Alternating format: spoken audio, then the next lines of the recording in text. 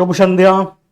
शाम 6 बजे वाली इस विज्ञान की कक्षा में आप सभी का हार्दिक अभिनंदन। बिलेटेड बहुत सारी शुभकामनाएं। पृथ्वी सम्मेलन, पृथ्वी दिवस की वैशाख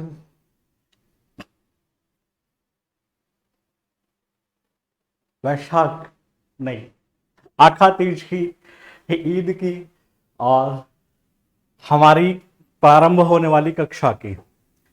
थोड़ा सा आसान किए देते हैं आपको। कार्बन जगत थ्योरेटिकल कभी कभी ये एहसास देने लगता है उन विद्यार्थियों को जो इस स्ट्रीम से रिलेट नहीं करते हैं कि ये पढ़े कितना और ये सब हमारे काम का है या नहीं। अगर हम इसमें सीखने में मेहनत लगा रहे हैं तो वो वास्तविक रूप से हमारे कितना उपयोगी हो सकता है। इसको आसान बनाना इस तरीके से हो सकता है कि हम उस प्रत्येक प्रारूप में प्रश्न को आधार बनाएं और वहां से उसके सीधे सीधे थ्योरी को समझना शुरू कर दे। तो बड़ा बड़ा बड़ा बड़ा मैजिकल पॉइंट हो जाएगा कि ये आपको लर्न होते हुए क्वेश्चन का अभ्यास भी देता चला जाएगा और लास्ट में हमारे ऊपर क्वेश्चन में बहुत सारे साइड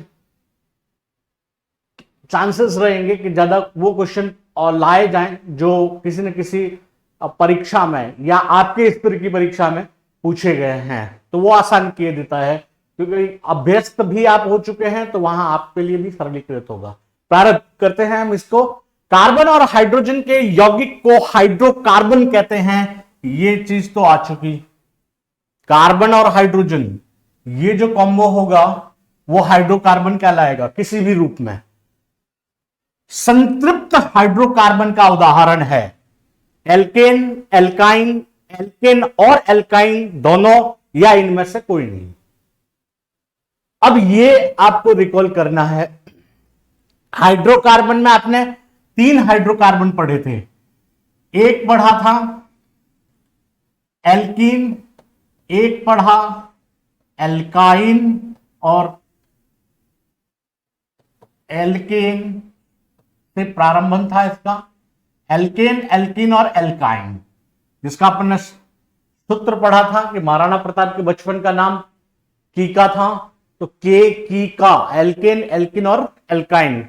यहां हमने देखा था कार्बन कार्बन के बीच एकल बंध, यहां कार्बन कार्बन के बीच द्विबंध और यहां कार्बन कार्बन के बीच त्रिबंध या triple bond. Single bonded, double bonded और ट्रिपल बॉन्डेड। तो जो सिंगल बॉन्डेड था उसे हमने सीधे सीधे संतृप्त यौगिक कहा। तो अब यहां पर ढूंढ लीजिए एल्केन, एल्केन एल्काइन है, एल्केन और एल्काइन दोनों हैं, तो हमारे सामने वो एल्केन है, सिंगल बॉन्ड है और ये आपका संतृप्त यौगिक है। ये तीनों आपके नहीं होंगे। इस तरह से हम अपने उत्तर पे जा चुके हैं। अब एक कह रही थी बेंजीन की कि हम नॉन स्ट्रीम है, बेंजीन को समझना हमारे बस की बात नहीं, या हम नहीं समझे, या फिर आपके नियमों में ये नहीं उतर रहा है। अब कैसे नहीं उतर रहा है, वो दोनों ही चीजों का एक साथ शूट आउट कीजिएगा, देखते रहें आप। 1 2 3 4 5 और ये 6 कार्बन आपके। अब इन 6 कार्बन पे जब मैं हाइड्रोजन जोड़ना शुरू कर दूंगा तो यहां परिस्थितियां ये बन जाएगी। ये आप इसको, इसके सभी वैलेंसी को पूरा करते चलिए, आपकी स्थिति ये हो जाएगी। आप फॉर्मूले पे आ जाओ। कार्बन आपने 6 दिया है तो हाइड्रोजन 2n यानी 12 + 2 यानी C6H14 की स्थिति आपके पास होगी। 3 2 5 7 9 11 3 14। ये हो गया आपका कार्बन का C6 से रिलेटेड। अब जब इसको नाम हमने ये दिया था साइक्लोहेक्सेन, जब ये रिंग में आया था तो रिंग में आते समय बंधु 2 वैलेंसी उसकी खाली होगी क्योंकि कार्बन कार्बन के साथ ये बॉन्ड बनाएगा, 2 हाइड्रोजन को उड़ना पड़ेगा, आखिर वो साइक्लोहेक्सेन तो हो गया ना। और वलय वलय संरचना पहले ही बोल चुका। तो जब आप साइक्लोहेक्सेन अगर इस फॉर्म में लिखोगे तो ये आ गया आपका साइक्लोहेक्सेन, इसको हेक्सेन बोलोगे। एल्केन है, ये हेक्स है और सिंगल बॉन्डेड है, तो इसको हेक्सेन कहा जाए, मेथेन एथेन की तरह। तो ये जब हेक्सेन हो जाएगा और अब ये रिंग फॉर्म में आ रहा है, तो ऑलरेडी हम उसको बोल चुके साइक्लोहेक्सेन। साइकिल नाम ही उस आपके वृत्तीय स्थिति को बता रहा है या रिंग को बता रहा है। और जब इसी रिंग में हमने इसको रिंग फॉर्म में तो लिखा था,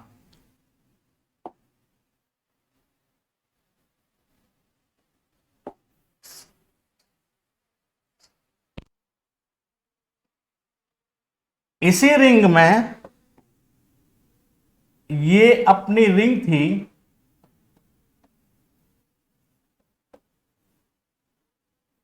इस रिंग में ये आप हाइड्रोजन जोड़ते गए। कहां दिक्कत हुई, एक सीधा तार है, उस तार को मोड़ के, बचपन में बहुत सारे खेल खेले हैं ऐसे, कुछ बताने की जरूरत ही नहीं है। क्या कभी आपने ये इवेंट का मतलब ये किया ही नहीं अपनी जिंदगी में कि एक तार था, उसको गोल घुमा दिया, जब गोल घुमा दिया अब वापस उसको सीधा कर दो, सीधा कर दो तो पता चल जाएगा क्या है, घुमा दोगे तो मिल जाएगा। बस वही स्थिति ये है, हमने घुमा दी और इसको मिला दिया, अलग क्या कर लिया, अलग दूसरे में किया। दूसरे में क्या किया, दूसरे में हम एक कदम आगे चले गए। दूसरे में हमने एक यहां और एक यहां, इसको डबल बॉन्ड कर दिया। तो जब डबल बॉन्ड कर दिया तो प्रत्येक कार्बन की स्थिति देखना आप, ये 1 और ये 2, 3 वैलेंसी, और कार्बन की वैलेंसी की बात करूं संयोजकता, ये 4। तो जब आप उसकी 3 वैलेंसी को फुलफिल कर ही रहे हैं तो फिर एक ही वैलेंसी बची, और जब एक एक वैलेंसी को पूरी कराओगे हाइड्रोजन से, तो जो हाइड्रोजन वहां 12 लग रहे थे ऑलरेडी यहां पे 6 ही लगेंगे। वैलेंसी तो उतनी ही रहेगी, आपने पहले से ही फुलफिल कर दी है, तो वो आपका बेंजीन हो जाएगा। तो मुझे नहीं लगता कि साइक्लोहेक्सीन और बेंजीन ये दोनों पढ़ने में कहीं असुविधा आपको हुई, और नहीं हुई तो इस वीडियो को आप 4 बार देखें, नहीं होगी। अब आए आप बेंजीन, अब रिंग याद करो ना, बेंजीन में फिर दिक्कत है। तो एक और आइडिया दे रहा हूं, आप कुंवारे हैं तब भी और शादीशुदा हैं तब भी, दोनों ही परिस्थितियों में एक चीज का बड़ा महत्व है, वो है रिंग। और रिंग स्ट्रक्चर ही बता रहा हूं दोनों। तो ये खत्म हुआ पहला प्रश्न। दूसरा, असंतृप्त हाइड्रोकार्बन का उदाहरण है मेथेन, प्रोपेन, बेंजीन और साइक्लोहेक्सेन। जो पिछले पन्ने पर समझा के आया हूं, उससे दूसरे पन्ने पर सवाल मौजूद है। असंतृप्त हाइड्रोकार्बन का उदाहरण है असंतृप्त। असंतृप्त का मतलब कि डबल बॉन्ड होना चाहिए उसमें। मेथेन और प्रोपेन नाम से ही एल्केन का द्योतक है, कैसे वो समझिए। मेथेन में मेथेन का स्ट्रक्चर ये है, ये मेथेन। प्रोपेन में 3 कार्बन आएगा, 1, 2 और 3, तीनों सिंगल बॉन्डेड होंगे, तो फिर इसमें हाइड्रोजन ऐसे भरी जाएगी। ये आपका प्रोपेन। तो मैंने दोनों ही चीजें बता दी आपको, मेथेन और प्रोपेन, 2 तो आपने कट कर दिया है, ये आपके उत्तर नहीं है। अब बच रहा है साइक्लोहेक्सेन और बेंजीन। 2 मिनट पहले हम पढ़ रहे थे रिंग के रूप में, और बेंजीन डबल बॉन्ड किया था। साइक्लोहेक्सीन में हमने 12 कार्बन लगाए थे, तो सिंपल सा आपका उत्तर साइक्लोहेक्सीन होगा। हम बेंजीन बेंजीन होगा, क्योंकि साइक्लोहेक्सेन तो संतृप्त की श्रेणी में आएगा। बेंजीन इसका उत्तर है।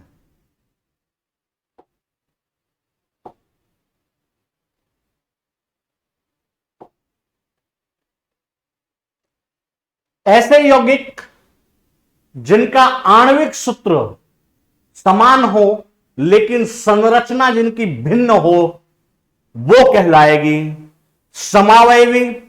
इंग्लिश मीडियम वाले ध्यान दें, आइसोमर हो जाएंगे ये। आइसोमेरिज्म पढ़ा है आपने।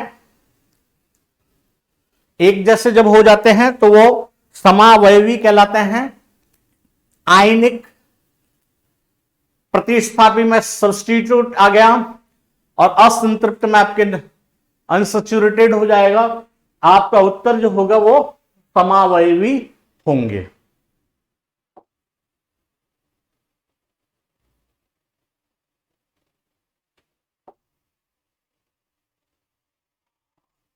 प्रकार्यात्मक ये आइसोमर, ठीक है, यहां फंक्शनल ना होकर के ये हो जाएगा डिस्प्लेस्ड,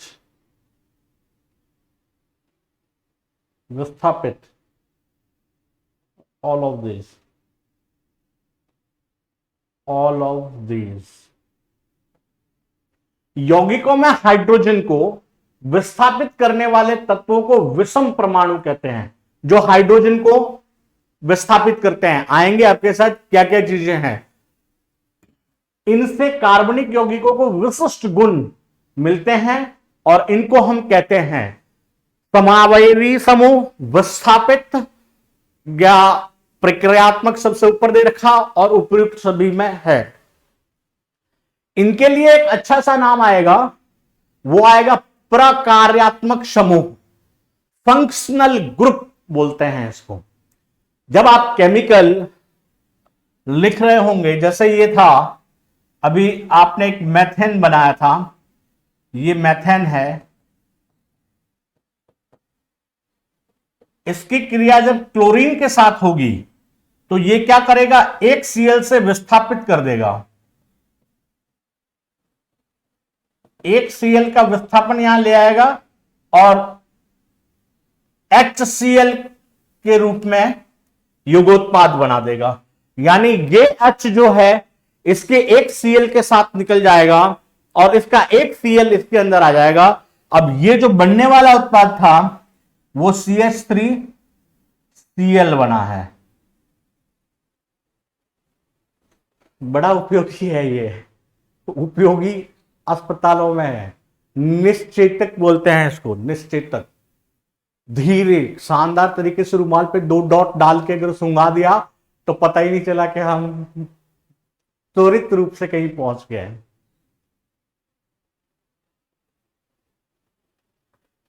ईथर, क्लोरोफॉर्म, ये ऐसे ऐसे नाम हैं जो जिनको भुलाए नहीं भूला जा सकता विज्ञान की दुनिया में।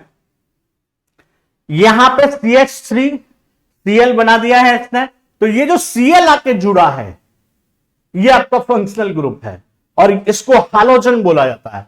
यहां जो लाया हूं मैं Cl, वो हैलोजन कहलाता है। इसको X से निरूपित करते हैं और इसके अंदर ये अकेला नहीं है, Cl है, Br है, I है, F है। F थोड़ा कम रिएक्टिव होता है। Cl, Br जो है F से रिलेटेड कम दिखाई देंगे आपको। आयोडीन आ जाता है फिर भी, और ब्रोमीन जो है वो भी मिल जाएगा आपको, और क्लोरीन तो है ही है। तो ये इन सब का जो ये ग्रुप है वो हैलोजन कहलाता है। और ये जो जुड़ते हैं तो वहां हैलोजन ग्रुप से जुड़ेंगे और जो इनका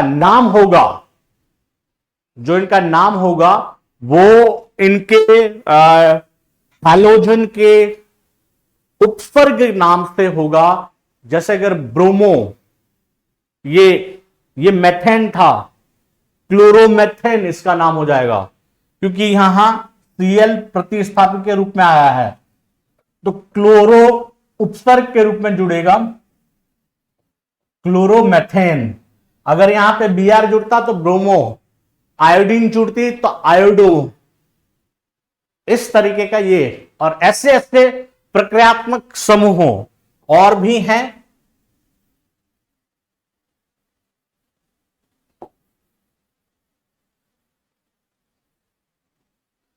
ऐसे आपको COOH के रूप में मिलेंगे, CHO के रूप में मिलेंगे, CO के रूप में मिलेंगे। ये एल्डिहाइड को इंडिकेट करेगा, ये कार्बोक्सिलिक एसिड को बनाता है और लिखते समय इसको इस फॉर्म में भी लिखा जाता है।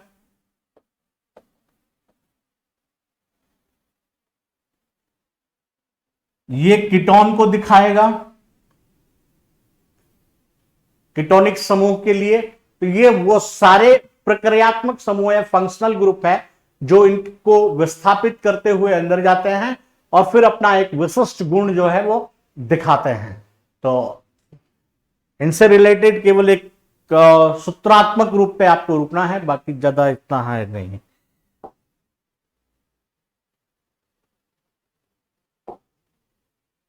समजातीय श्रेणी की विशेषताएं। समजातीय श्रेणी, अब पहले इसको देखते चले कि ये था क्या। यौगिकों की ऐसी श्रृंखला जिसमें कार्बन श्रृंखला में स्थित हाइड्रोजन को एक ही प्रकार का प्रकार्यात्मक समूह प्रतिस्थापित करता हो, उसे समजातीय श्रेणी कहते हैं। इस लाइन को समझिएगा कि कार्बन श्रृंखला में स्थित हाइड्रोजन को एक ही प्रकार का फंक्शनल ग्रुप जो है, प्रकार्यात्मक, बड़ा वो भारी भरकम शब्द रहेगा आपके लिए, फंक्शनल ग्रुप ध्यान में रखिएगा कि जो फंक्शनल ग्रुप जो फंक्शन करेगा वो फंक्शनल ग्रुप प्रतिस्थापित करे उसे समजातीय कहते हैं। अब इसमें होगा क्या वो देखिए। इसमें कार्बन यौगिकों को उसमें उपस्थित कार्बन परमाणु की संख्या के बढ़ते क्रम में लगाया जाता है। दो क्रमागत यौगिकों के बीच CH2 का अंतर होता है।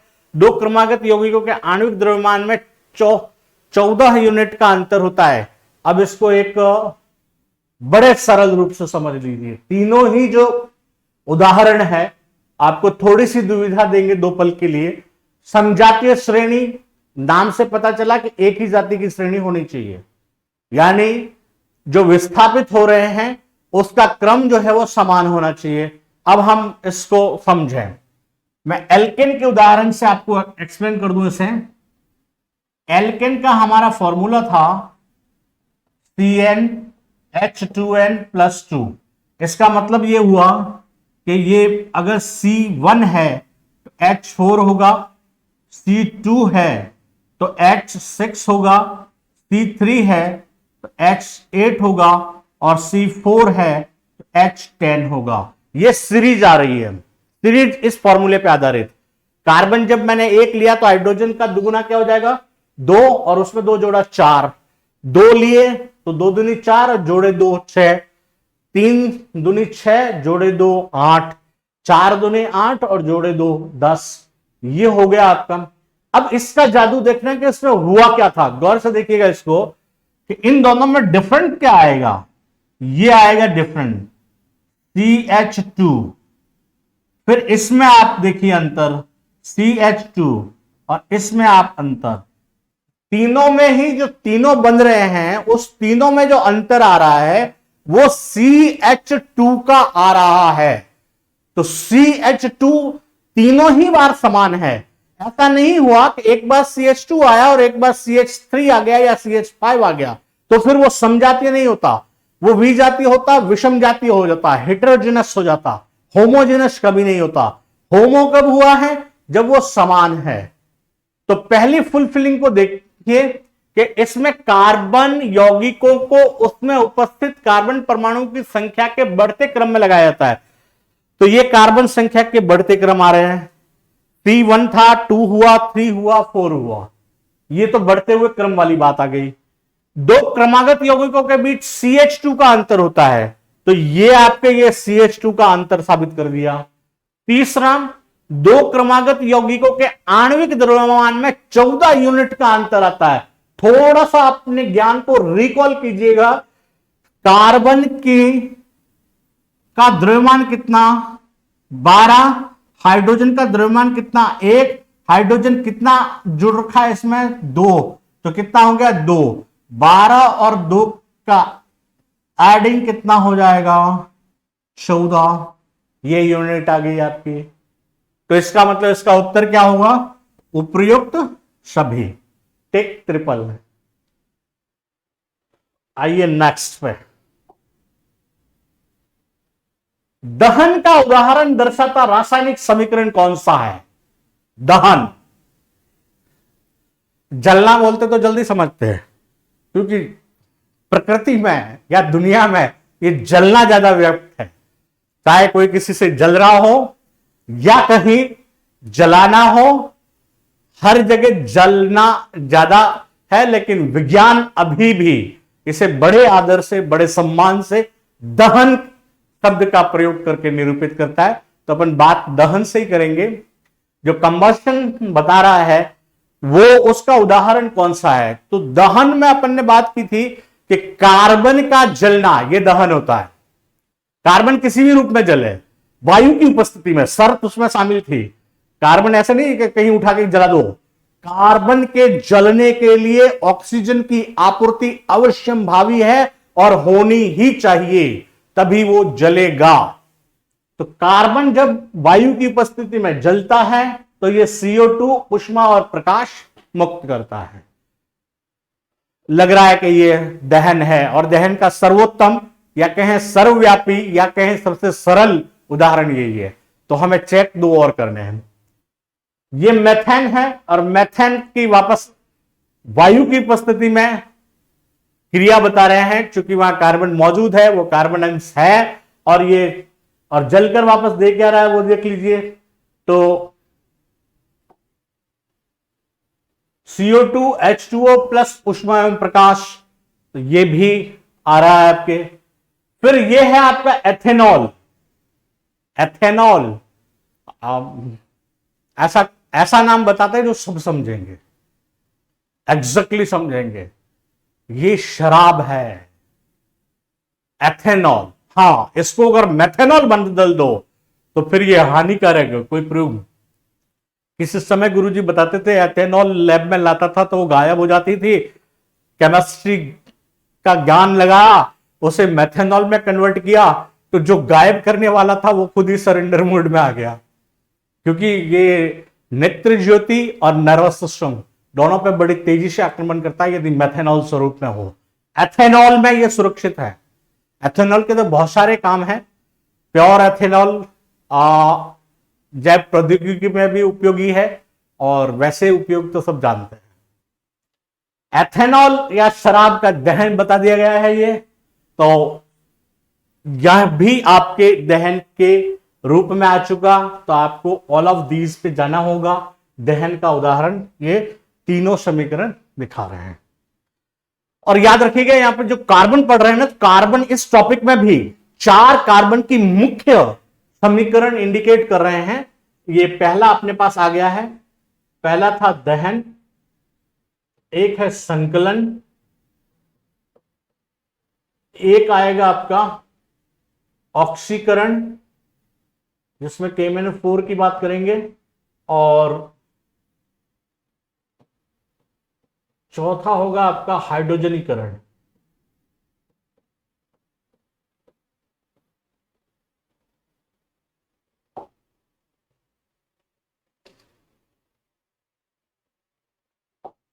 अब ये काम की बात जो विभिन्न प्रकार की परीक्षाओं में बड़े महत्वपूर्ण रूप से पूछी जाती है, और चाहे वो स्टेट एग्जाम हो या नेशनल लेवल पे होने वाले एग्जाम, सब जगह इसका अपना रोल है। दहन के लिए असंगत को छांटिए, कार्बन और उसके यौगिक। अब याद रखना, ये जो सवाल करने जा रहे हैं आप बहुत बार परीक्षा दे चुके हैं, इसलिए बताने की आवश्यकता नहीं। लेकिन एक हो सकता है एक बात का साझा करना ही काम आ जाए। हम प्रश्न जब पढ़ना स्टार्ट करते हैं तो दहन के लिए असंगत को छांटिए, 2 मिनट यहां लगाना बड़ा जरूरी है। मतलब 2 मिनट का मतलब 30 से लेके 50 सेकंड तक का इन्वेस्टमेंट यहां कर दीजिए। असंगत को छांटिए, इसका मतलब हुआ कि सारी सुसंगत बातें हैं, उसमें से एक बात असंगत होगी, या फिर सारे के सारे सुसंगत बातें हैं और उसे में असंगत एक भी नहीं होगी, तो आपको इनमें से कोई नहीं ऑप्शन पे जाना पड़ेगा। ये आपके प्रश्न की भाषा। कार्बन और उसके यौगिक ईंधन के रूप में इस्तेमाल किए जाते हैं क्योंकि दहन पर प्रचुर मात्रा में ऊष्मा और प्रकाश मुक्त करते हैं। कार्बन और यौगिक ईंधन के रूप में इस्तेमाल किए जाते हैं क्योंकि दहन पर प्रचुर मात्रा में ऊष्मा, दोनों ही बातें सही है। कार्बन यौगिक ईंधन के लिए तो आवश्यक है ही है और इस्तेमाल होते ही होते हैं, और होने के बाद अभी हमने 3 प्रकार की समीकरण पढ़ी थी, उन सब में अपन ने को प्रोडक्ट यही देखा था, ऊष्मा और प्रकाश की मुक्ति हमने देखी है। तो इसका मतलब ये बात तो संगत है। संतृप्त हाइड्रोकार्बन मेथेन है जो एक ईंधन के रूप में यूज होता ही है। वायु की उपस्थिति में जलने पर नीली स्वच्छ ज्वाला उत्पन्न करते हैं। संतृप्त हाइड्रोकार्बन नीली स्वच्छ, ये नीली पीली लाल क्या है वो समझना। हमने बचपन में बड़ी अंडर मैट्रिकुलेशन पढ़ा था, एक ज्वाला का चित्र था और उसमें फिर उसके कलर को निरूपित किया गया था, और उसमें यह बताया गया था कि जो नीली ज्वाला होती है वो पूर्ण दहन को बता रही होती है, और पीला और लाल का संकेत, या घर के उदाहरण में आ जाओ, कभी गैस स्टोव को जलाते हुए देखते हो तो जैसे ही उसमें पीली ज्वाला देने लग जाती है तो गृहिणी का यह सीधा संदेश होता है कि गैस खत्म होने वाली है। या फिर दूसरा है कि आपके जो वो यूज हो रहा है नॉब बर्नर, उसमें कहीं ना कहीं कुछ ना कुछ समस्या है, या जो छेद है जहां से ये आ रहा है उसमें कुछ अवरुद्धता आ गई है। इन दोनों तीनों में से कोई ना कोई कारण है। अगर पूर्ण रूपेण ईंधन आपूर्ति हो रही है और ईंधन का पूर्ण जलना हो रहा है, ईंधन का दहन पूर्णतः हो रहा है, तो फिर नीली ज्वाला होनी ही होनी चाहिए, क्योंकि उसकी क्षमता जो है ऊष्मीय रूप में ज्यादा होती है। असंतृप्त हाइड्रोकार्बन दहन पर धुएं वाली पीली ज्वाला, ये जो संतृप्त नहीं होंगे धुआं भी देंगे और उसके साथ पीली ज्वाला उत्पन्न करेंगे। असंतृप्त हाइड्रोकार्बन में कार्बन की प्रतिशत मात्रा संतृप्त हाइड्रोकार्बन से अधिक होती है और वायु की उपस्थिति में कार्बन का पूर्ण अपचयन नहीं हो पाता है। तो यह बात भी सुसंगत है। तो इसका मतलब इसमें जो आपका प्रश्न था असंगत को छांटिए, असंगत आपको कोई नहीं मिला, इसलिए इसका उत्तर जो जाएगा आपका इनमें से कोई नहीं। फिर एक नोट लिखी हुई है नीचे, कोयले और पेट्रोलियम के दहन से सल्फर और नाइट्रोजन के ऑक्साइड निर्मित होते हैं। ये औद्योगिक स्तर पर है कि कोयला और पेट्रोलियम का जो दहन होगा इससे सल्फर और नाइट्रोजन के, यदि इसके फिल्टर नहीं लगाए जाते हैं तो सल्फर और नाइट्रोजन के ऑक्साइड बनेंगे, और ये एक अच्छा सा नाम आया आपके अम्लीय वर्षा के लिए उत्तरदायी होगा। अब अम्लीय वर्षा का मतलब ये नहीं है कि नाइट्रिक अम्ल या HCl आपके आसमान से टपकना शुरू कर दे। अम्लीय वर्षा का सीधा सीधा मतलब होगा कि जो बारिश होगी उस जल का पीएच जो है, और वर्षा का जल आपको ध्यान होगा एक अशुद्ध जल माना गया है, सीधा सीधा उसका पीएच 5.5 और उससे कम की तरफ चला जाएगा, और ऐसे जो विलीन होंगे या ऐसा जो जल होगा वो आपके शरीर के लिए बड़ा नुकसानदायक है, क्योंकि वो अम्लता धारण कर चुका है, तो अम्ल हो चुका है, तो ये इसलिए इसको अम्लीय वर्षा कहा गया है।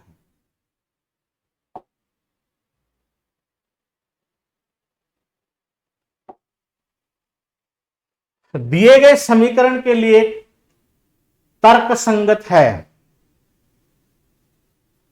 अब देखना ये समीकरण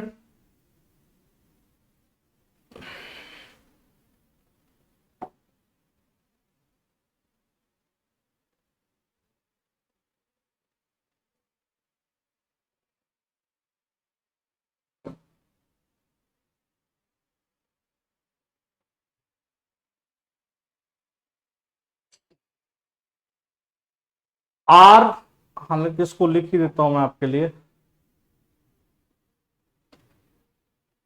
ये आर ये कार्बन की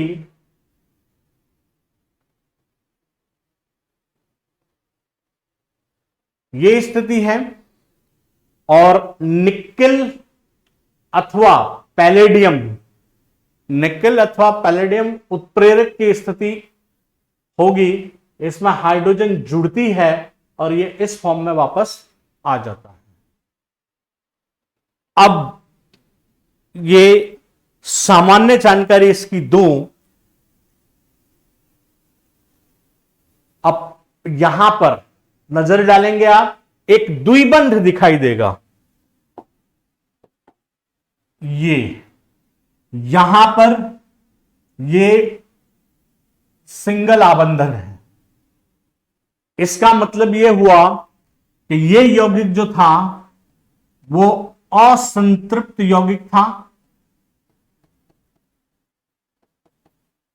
और वो जो है वो संतृप्त यौगिक है। असंतृप्त कार्बनिक यौगिक का संतृप्त कार्बनिक यौगिक में बदलने की एक प्रक्रिया है जिसे हाइड्रोजनीकरण कहा गया है, क्योंकि हाइड्रोजन के जुड़ने से यह हो रही है।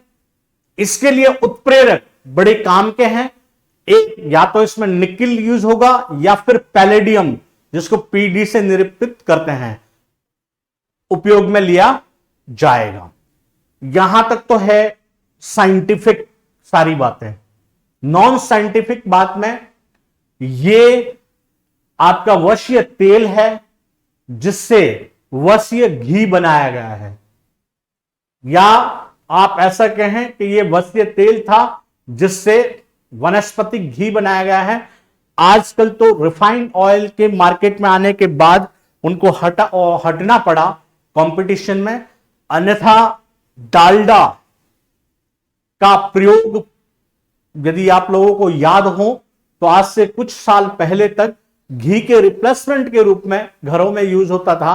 और बाकी ये एक बिलो मिडिल क्लास और मिडिल क्लास फैमिलीज में ये घी के बदले जितने भी छनन पदार्थ होते थे उन सब में इसका प्रयोग हुआ करता था।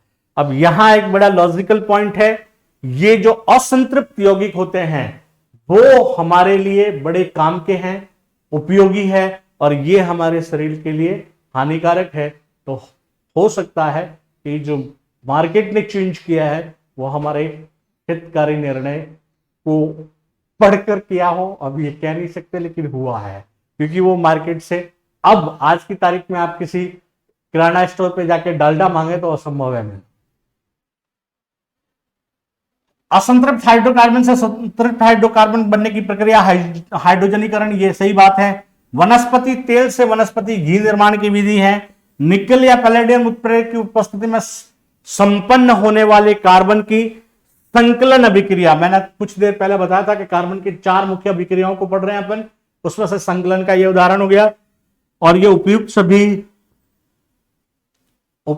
सभी है। आइए आप आगे,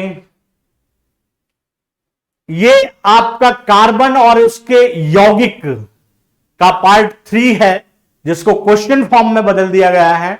और निश्चित रूप से ये बिलीव करूंगा कि जीजीडी के इस फास्ट ग्रोइंग एजुकेशनल चैनल से इस प्रारूप में साइंस और भी आसान हो जाएगी आपके लिए।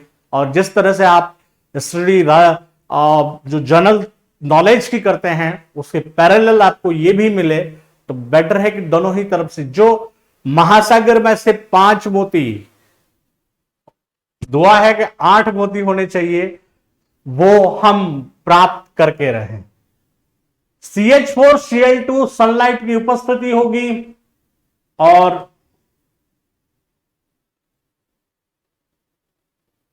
CH3Cl बनेगा, इसके साथ HCl बाहर निकल जाएगा।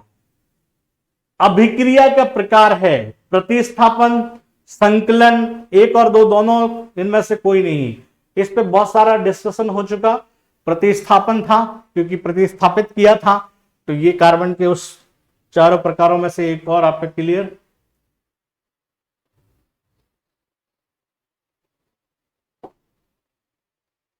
एथेनॉल से एथेनोइक अम्ल बनाने के लिए प्रयुक्त ऑक्सीकारक है। ये बता रहा था मैं आपको कि कुछ परीक्षाओं में इस ऑक्सीकारक को बड़ा स्थान दिया गया है, इसको पहचानिएगा आप। ये विज्ञान की प्रयोगशाला में रहने वाले दोनों अभिकर्मक हैं। ऊपर वाला पीले रंग का होता है, नीचे वाला लाल रंग का होता है। लाल हल्का गुलाबी, और लाल पूरा तो नहीं कह सकते क्योंकि रेडिश होता नहीं, ये ब्लड रेडिश नहीं होता, मतलब पिंकिश होता है। तो दोनों के नाम पोटेशियम परमैंगनेट और इसका नाम है पोटेशियम डाइक्रोमेट। यहां लाने की आवश्यकता इसलिए पड़ी क्योंकि ये अपने टॉपिक में है, और टॉपिक में है तो बड़ा आसान क्वेश्चन हो सकता है कि पोटेशियम डाइक्रोमेट का रासायनिक सूत्र है, तो वो आपको देखना है। या लाल दवा या जल शुद्धिकरण के लिए उपयोग में लाई जाने वाली लाल दवा का रासायनिक फॉर्मूला या सूत्र ये हो गया। आपको सवाल ये पूछा कि इनका उपयोग जो होगा वो एथेनॉल से एथेनिक ऑयल। पहले तो एथेनॉल देखिए, एथेनॉल है C2H5OH, और एथेनोइक अम्ल होता है CH3CH2COOH। ये एथेनॉल और ये एथेनोइक एसिड, और इनमें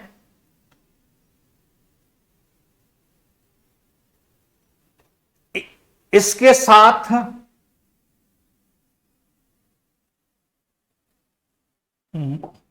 ये अगले प्रश्न की तरफ चले गए अपन।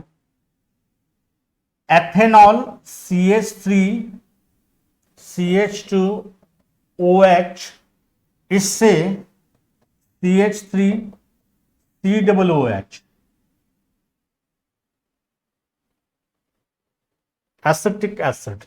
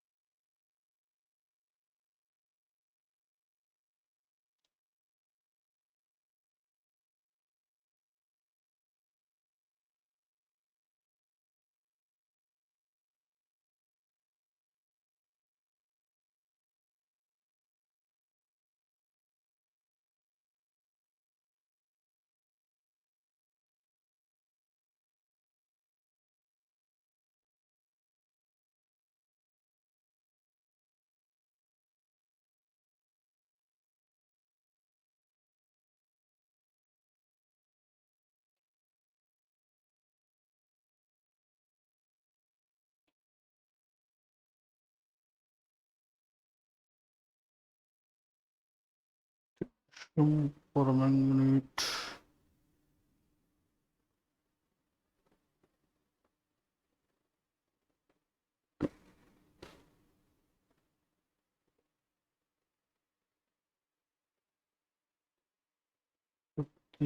ऑक्सीकरण में CH2H और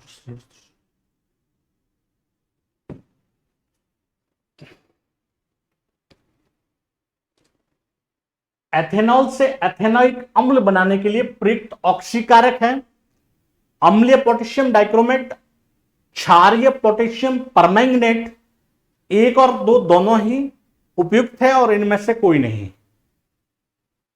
तो ये कार्बन की जो 4 अभिक्रियाएं बताई थी उसमें से एक है जो ऑक्सीकरण को बताती हैं, और इसके लिए ये है आपका रासायनिक सूत्र जो होगा CH3 CH2OH, ये कन्वर्ट करेगा CH3COOH में, और कब करेगा, जब इसके ऊपर या तो KMnO4 या फिर K2Cr2O7 प्लस ऊष्मा प्रभावी हो, तब जाके ये संपन्न होगी। एथेनॉल से एथेनिक अम्ल बनाने के लिए प्रयुक्त ऑक्सीकारक में ये दोनों ही होंगे। अब इन दोनों की अलग अलग विशेषताएं हैं। देखो इस एक प्रश्न में कितनी चीजें निकलकर बाहर आएगी। पोटेशियम परमैंगनेट जो लाल दवा है वो आएगा तो माध्यम क्षारीय होगा। यदि पोटेशियम डाइक्रोमेट आया तो ये माध्यम अम्लीय में रिएक्ट करेगा, अम्लीय माध्यम में इसको मिलाया जाएगा, वो क्षारीय माध्यम में मिलाया जाएगा, और इसका रोल एक ऑक्सीकारक के रूप में होगा। करेंगे क्या, ये एथेनॉल को कन्वर्ट करेंगे एथेनोइक अम्ल के।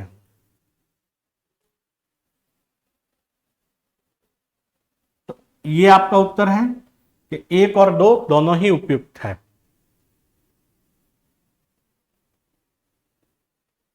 ये आपका अच्छा सा प्रश्न रह चुका है। इस पे वापस आ जाता हूं।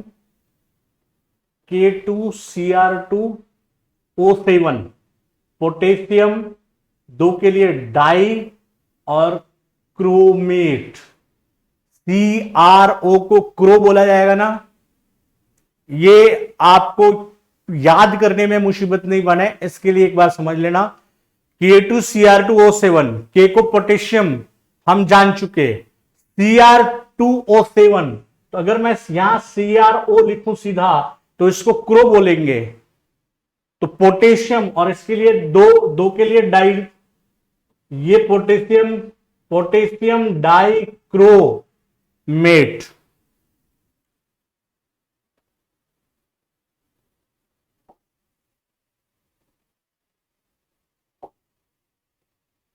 एथेनॉल और एथेनोइक अम्ल इसका विस्तृत रूप है, तो इसमें एक गुणों पर नजर डाल दें। एथेनॉल के भौतिक गुणधर्म है रंगहीन, गंध और जलने वाला स्वाद। रंगहीन होगा, गंधित होगा और जलने वाला। एथेनॉल यानी शराब, गंध तो पूछिए ही मत। रंगहीन, ये शुद्ध रूप में अगर इसमें कुछ मिलाया नहीं जाए तो ये रंगहीन अवस्था में होगा, और जलने वाला स्वाद देता है। हल्का सा कड़वाहट होती है, जो जिन्होंने प्रयोग की हो वो जानते होंगे। अपन किताब में पढ़ी हुई भाषा पढ़ सकते हैं कि एक बार हुआ था, गुरुजी रसायन विज्ञान में बहुत सारी चीजें बता रहे थे, बताते बताते उन्होंने साइनाइड बता दी। तो बड़े होनहार बालक ने पूछा, साहब इसका स्वाद कैसे होता, आपने चखा क्या? तो वही हालत है कि जलने वाला स्वाद होता है। बिहाफ ऑफ योर बुक और योर कंटेंट, जल में घुलनशील एवं उदासीन प्रकृति। जल में घुलनशील, खूब शानदार, बिना जल के तो इसका पार ही नहीं है या इसका उपयोग ही नहीं है, और वो भी वाटर भी स्पेसिफाइड टाइप का होना चाहिए, विद आइस। उदासीन प्रकृति, वाष्पशील द्रव जिसका क्वथनांक 351 केल्विन है। 351 केल्विन में से 273 हटा दोगे तो वो डिग्री सेंटीग्रेड पता चल जाएगा। और उपर्युक्त सभी, अब कुछ आवाजें हो सकती है कि ये क्या बोल दिया है। 351 ये केल्विन है, इसको इस तरीके से समझिए। कहा जाता है कि 102 डिग्री बुखार है। एक बड़ी अद्भुत कहानी पढ़ी हुई थी कि मेजर ध्यानचंद 102 डिग्री बुखार से जूझ रहे थे, ऐसे में कोई उठ के खड़ा नहीं हो सकता। और देश की विषम परिस्थितियों को देखकर उस महापुरुष ने स्ट्रीक हाथ में ली और लगभग 70 मिनट की हॉकी खेलकर भारत को स्वर्ण पदक दिलाया था। 102 डिग्री बुखार, सुनते ही बुखार महसूस होने लग जाता है।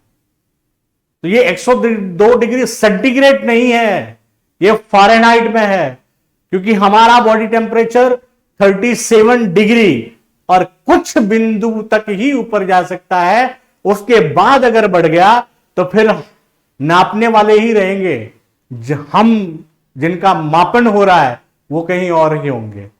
तो एक ठीक वैसे ही 351 केल्विन का मतलब 351 डिग्री सेंटीग्रेड नहीं, इसमें से 273 जो मानक है, बिंदुओं में जाऊंगा तो और आगे बढ़ जाऊंगा, लेकिन मानक के आसपास रहिए।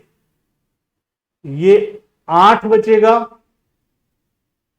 ये 7 बचेगा और ये 2 बचे। वो क्यों बच जाएगा?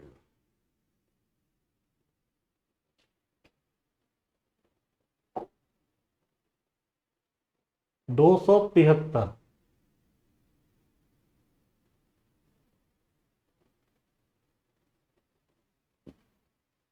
ये आपका डिग्री सेंटीग्रेड आ गया इसका। वाष्पशील द्रव जिसका क्वथनांक 351 केल्विन मतलब 78 डिग्री सेंटीग्रेड पर इसका क्वथन बिंदु आ जाता है। किसी ने कहा था गलनांक और क्वथनांक को एक्सप्लेन कर दीजिएगा सर। गलन बिंदु और क्वथन बिंदु, गलनांक जिस पे वो गलना शुरू कर जाए, जिस गलन अवस्था को धारण कर ले, ठोस है पिघलना शुरू कर दे, इसके लिए एक निश्चित तापक्रम प्रभावी होता है उसके लिए। क्योंकि हम ये मान के चलते हैं कि 0 डिग्री पे जमा ही दोगे आप, तो 100 डिग्री बॉइलिंग पॉइंट होता है।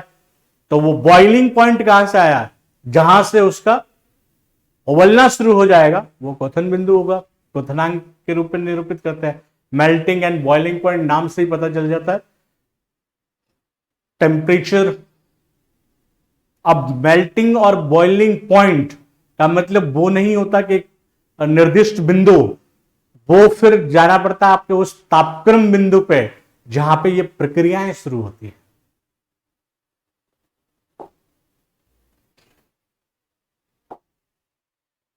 एथेनोइक अम्ल एसिटिक एसिड CH3COOH के गुणधर्म रंगहीन द्रव, स्वाद में खट्टा और सिरके जैसी गंध।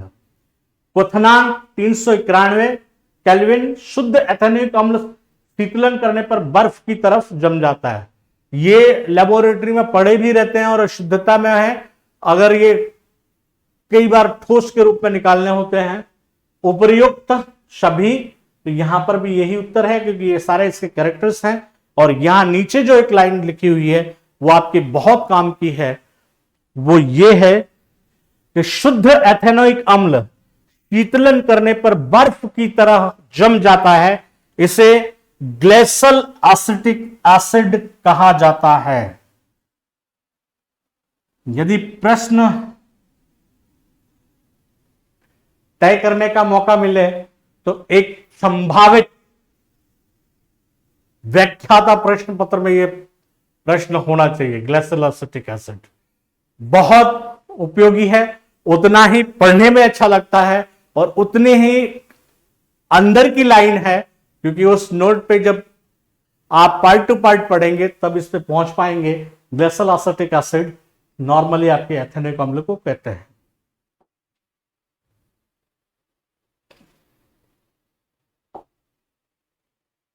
एथेनोइक अम्ल और एथेनॉल की क्रिया से मीठी फलों जैसी गंध वाले, बस ये लाइन ध्यान में, मीठी फलों जैसी गंध वाले उत्पाद का नाम होता है अल्कोहल। अभी आपने पढ़ा था गंधित तो होता है लेकिन मीठी गंध नहीं उसकी, स्प्रिट नहीं, अम्लराज नहीं, ये एस्टर इसका उत्तर होगा। और इसमें होता क्या है वो समझिएगा।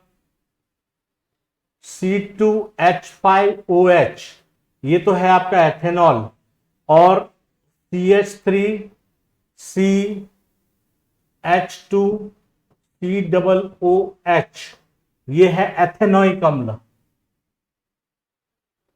अब ये कभी भी जब ब्रेक होगा तो CH2 हमेशा, ये अल्कोहल का हमेशा OH टूटता है और यहां से ये H टूटेगा, ये दोनों तो बना लेंगे जल का एक अणु। उत्पाद आप यहां से पहले ही लिख दीजिए भले, और अब बचा उसको जोड़ दो, CH3 CH2 C double bond O और ये O, और इसके साथ ऐड कर दीजिए इसको।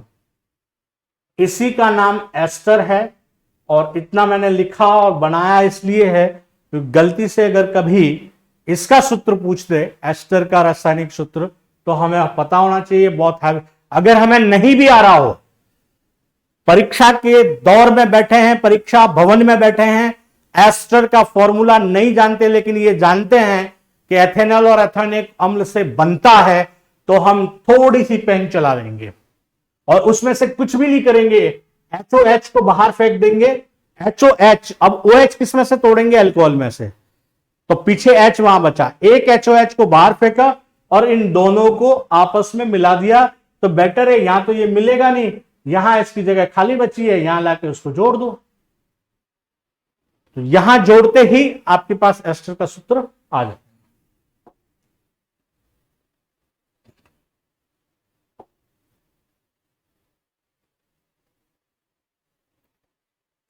रासायनिक अभिक्रिया पढ़ी थी, तो निश्चित रूप से हमने शुरू की थी चाय से। जब हम आगे बढ़े तो संतृप्त असंतृप्त को समझा हमने, ये शरबत बनाकर। आज आपके बहुउपयोगी, आपको वॉशिंग का एक नया तरीका सिखाते हैं और विज्ञान शायद इससे ही फलित हो जाएगी। साबुन और अपमार्जक हर घर में है। प्रतियोगी परीक्षा में अपने आप में ये एक अवसर रखता है प्रश्न पूछने का।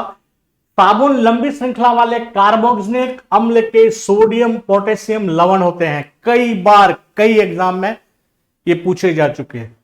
सोडियम और पोटेशियम लवण होते हैं। मैं यहीं से इसको छोड़ के यहां पे आऊंगा। अपमार्जक कार्बोक्सिलिक अम्लों के अमोनियम या सल्फोनेट लवण होते हैं। इसका कारण है, आपने जल के दो प्रकार पढ़े, मृदु जल और कठोर जल।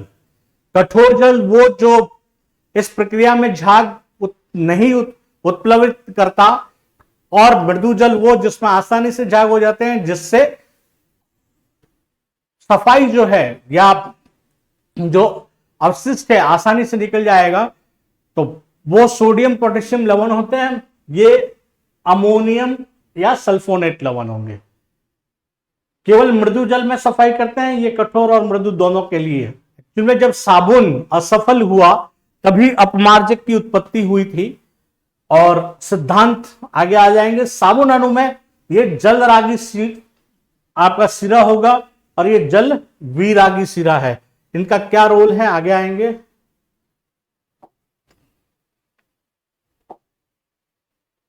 ये देखिए, ये आपके शर्ट के ऊपर एक डॉट है, जिसके धोने के लिए जब साबुन लगाया जाता है तो होगा क्या, एक मिशेल संरचना बनती है।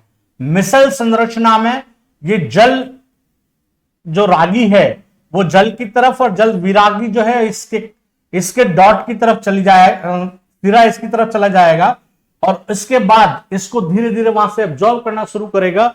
और ये फिर आपके जल में कपड़े धोने के बाद जो गंदला मैलापन उसमें आ जाता है उस पानी में, वो सब इस स्ट्रक्चर की देन है, क्योंकि वो वहां से उनको सोख चुका होता है।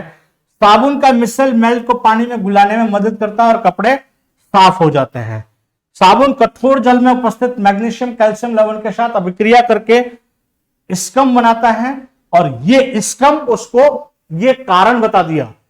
साबुन से ये सारी चीजें हो रही थी, लेकिन धीरे धीरे कुछ पदार्थों में एक ऐसा आया कि ये मैग्नीशियम और कैल्शियम के लवण के साथ स्कम बनाता है। स्कम को अगर साधारण शब्दों में समझाऊं तो हम नहाकर बाहर आए और उसके बाद भी बॉडी पे कुछ ऐसे चीजें रह जाती हैं जब शरीर को सफा पहुंचते समय, रगड़ते समय हमें महसूस हो, तो वो सब ये स्कम के दायरे में आएंगे।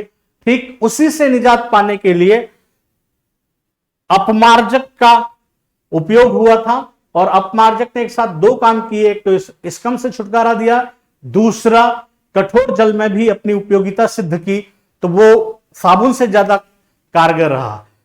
अब इस टॉपिक पे आते समय ज्यादा एक्साइटेड इसलिए था क्योंकि हमारे घरों की एक बड़ी विडंबना बताता हूं। आज भी सफाई या धवन का काम इस तरीके से होता है कि पहले सर्फ में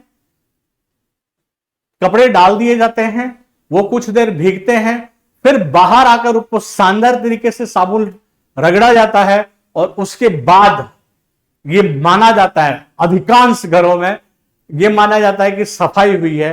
जबकि उस अपमार्जक का आगमन ही उस साबुन के खात्मे के कारण हुआ था। लेकिन हम आज भी कई जगह देख सकते हैं कि इस चीज का एक अलग ही रूप में प्रयोग हो रहा है।